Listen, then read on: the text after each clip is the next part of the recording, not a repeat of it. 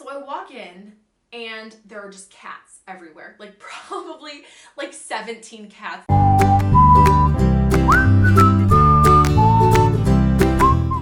Hey guys, and welcome back to my channel.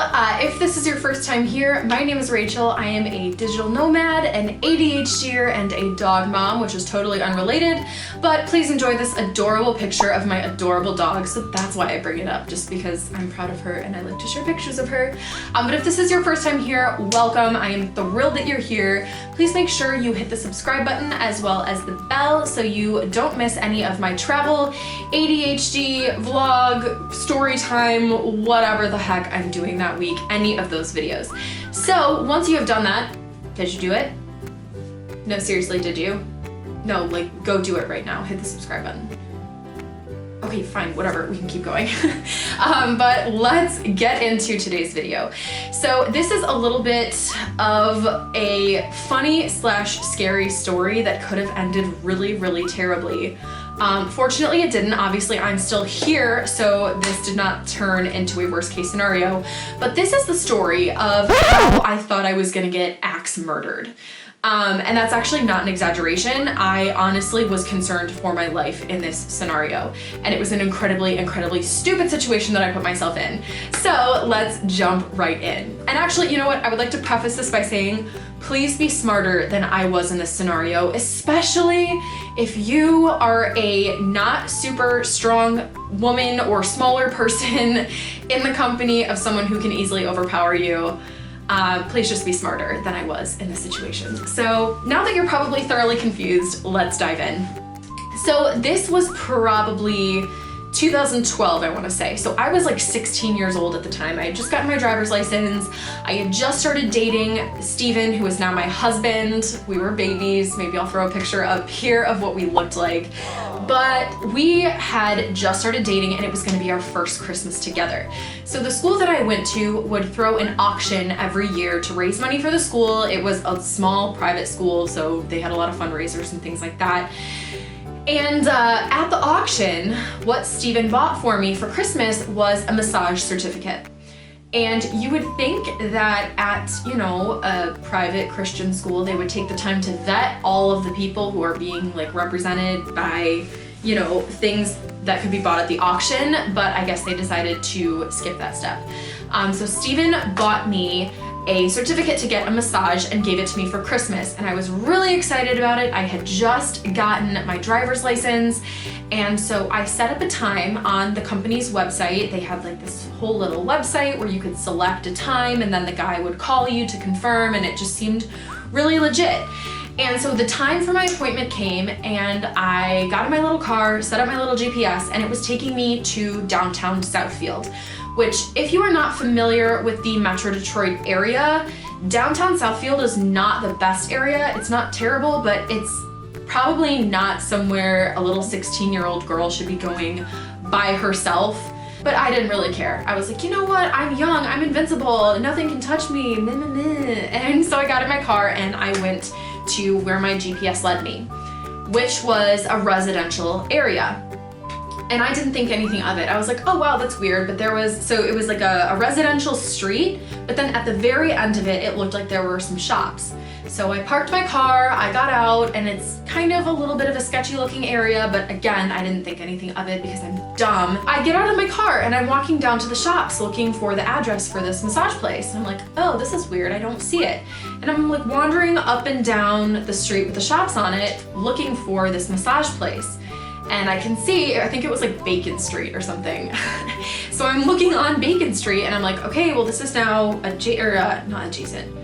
not parallel, what's the other one? Perpendicular.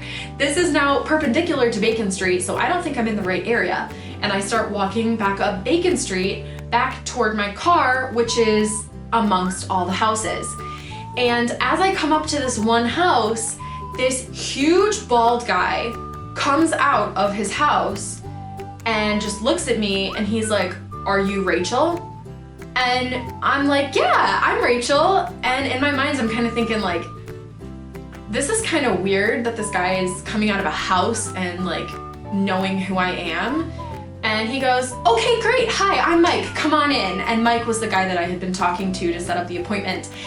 And my stupid self, I was like, seems legit. There was no sign outside the place or anything that said what business it was. I just like followed this random large man into his house. But it gets weirder. So I walk in and there are just cats everywhere, like probably like 17 cats. And I wish I was making this up, I really do. But these cats are just everywhere, just cats and cats and cats and cats. And so he goes and he gets some forms and he's like, okay, you know, before we can get started, just go ahead and fill out these forms. Pretty standard stuff. And so like as I'm filling out the forms, cats are like walking on the forms and like stepping on me, and I'm like, okay, this is really weird, but it's a good thing I'm not allergic. And again, little 16-year-old Rachel, like alarm bells were like ever so slightly stirring. Like if this is the alarm bell, it's like this.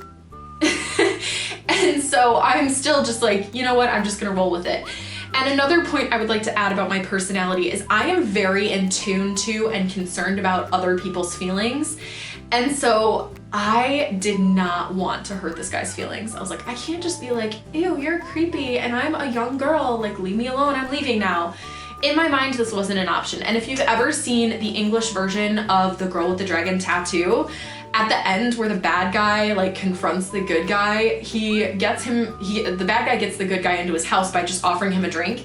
And even though the good guy knows that the bad guy is the bad guy, he follows the bad guy into his house and then gets like almost murdered. And the bad guy literally says to him, you knew that I was bad, you knew I was the killer. All I had to do was offer you a drink, but you were so afraid of offending me that you came in and you had the drink even though you knew you were signing your own death warrant. Like it's a really great scene. It's a really great movie. If you haven't seen it, go see it. I know there's a lot of debate that the Swedish version is better. Personally, I'm sorry. Rooney Mara as Lisbeth Salander was the best. Anyways, getting back to the story. I knew in my head, like this is not good. This is not an okay situation. I'm in a strange man's house in downtown Southfield. This isn't good. And so I fill out the forms and he goes, all right, I'll take you back to the massage area now. And opens a door leading to the basement. And at this point, what I should have done is gone, oh, you know what? My mom's calling me. Oh, hey mom. Yeah, sure, I'll be right there. And gotten in my little car and taken my little 16-year-old tushy back home. No, what did I do? I was like, all right, sounds good. And I followed him down into his basement. This strange man in his house alone. There was no one else there. I think he said like his mom was somewhere, but like I didn't see her. I didn't know. For all I knew, no one else was there. Just me, him, and all these cats. I follow this guy down into his basement and he's like, all right, here's the area. Like I'll turn on some music for you. And like, it was like this nice little massage room. So you could tell it wasn't just like thrown together. Like he like threw a towel on the couch and was like, all right, here's my nice massage parlor. So I'm like, okay. So he's like, all right, I'll leave you to get ready. And closes the door and leaves me alone. And I could hear him go back upstairs. And I'm sitting there and I'm like, okay, this is not good. This is not good. This is not good. This is not good. Oh, and also, this is not good. So I kind of like, it was my first time getting a massage too. So I'm like, I don't know what the protocol is for this. Do I like undress? But also I feel really uncomfortable. So I really like, don't want to be more vulnerable. And so I think I just like, I had like my shirt and everything, like an undershirt on, and so I like left that on and like left my pants on and whatever. And I was like, okay, I'm ready. And like as I'm laying there on this table, I'm like looking around because at that time, Steven and I were super into Criminal Minds, which should have told me to get the heck out of there even more so. But so I'm looking around, I'm like, okay, if he tries to do anything, there's a salt lamp right over there. I can grab it, it's within reach. I can bash him over the head with it. And I know where the stairs are, so I can quickly run out the door and up the stairs. And I have my keys. Okay, my keys were like in my hand. And like as my face is in like the hole of the massage table, I'm like texting everyone in my address book, okay, I am at this address. If I don't text you in an hour, please call the police. I'm at this address. Remember this address. I'm gonna text you in an hour, and if I don't, call the police, blah, blah, blah.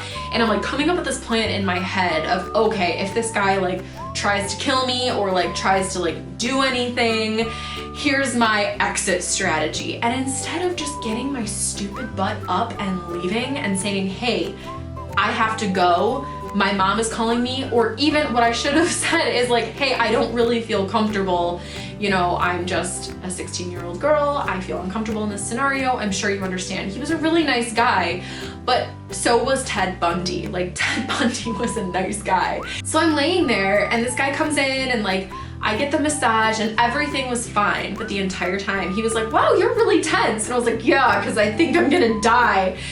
And I didn't say that to him, obviously. But yeah, it was a really nice massage. The guy was totally fine. Nothing even like slightly creepy happened that he did besides being a bald man who invited a 16-year-old girl down into his basement among his 15 cats, or 16, however many there were a ton of cats. But yeah, so it was a fine massage, but I was so incredibly tense. By the time I even got back in my car to go home, I was already just like super tense again. And so I can't even tell you how incredibly stupid that situation was. I never should have even gone to this area by myself, then gone into this guy's house by myself, then especially down in his basement. So fortunately nothing happened, but I like to joke that Steven tried to get me axe-murdered for Christmas. Because he tried to get me a massage and it just was the creepiest, one of the scariest experiences of my entire life. So fortunately for me, this guy ended up being a really, really nice guy and it was totally fine. Like, I don't know if he had been like recently displaced from a massage studio he used to work at, or if he was just starting out and trying to build a name for himself by working out of his mom's house with all of his cats. I don't know, but what I do know, please be smarter than I was. For a lot of people, it doesn't turn out well. I mean, most of you have probably seen Criminal Minds or at least like CSI or NCIS or one of those. On that same topic of like crime and stuff, if you are into true crime, definitely check out the YouTube channel Criminally Listed. I love this guy's channel. He's phenomenal, and he does this thing with his voice where it's like very calm and like kind of monotone, so it's not scary at all. But he talks about like serial killers and disappearances and weird things that happen. Criminally Listed, I'm obsessed with the channel right now, so definitely go check them out if you're into true crime. But yeah, so that's the story of how I thought I was gonna actually get murdered. Please be smarter than I was. On that note, if you enjoyed this video or even are just glad that I'm still alive, please give this video a thumbs up. Make sure you hit the subscribe bell, make sure you hit the subscribe button as well as the notification bell so you get notified the next time I decide to share little nuggets of wisdom I've gathered by doing really stupid things in my life. So I hope you guys enjoyed this video and I will see you in the next one. Bye.